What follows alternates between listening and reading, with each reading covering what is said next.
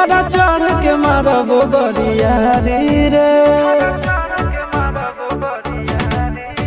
छूट जी तो कैल रंगदारी रे घर चढ़ के मारब बरियारी रे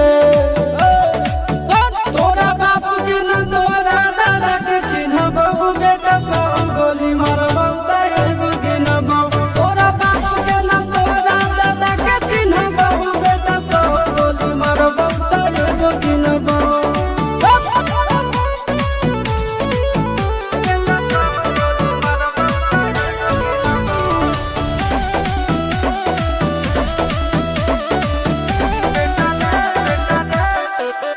बेटा रे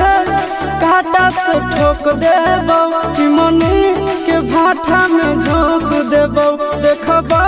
कवन बाप बचैतौ तोरा प्रशासन के गाड़ी भी रोक देबौ बेटा जी सुनो बेटा रे काटा से ठोक देबौ चिमनी के भाठा में झोंक देबौ देखबौ कवन बाप बचैतौ तोरा प्रशासन के गाड़ी भी रोक देबौ तोरा जैसन के हम खड़े खड़े गिनबौ बेटा सब गोली मारबौ त एगो गिनबौ तोरा बाप के न तोरा दादा के चिन्हबौ बेटा सब गोली मारबौ त एगो गिनबौ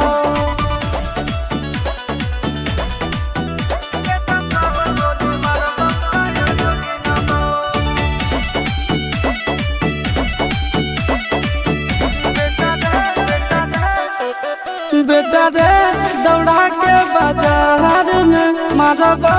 गोली तोर कपार में रंगदारी जे करभी बिहार में गड़ देबौ गंगा जी किनार में इतना मार पड़तो न बेटा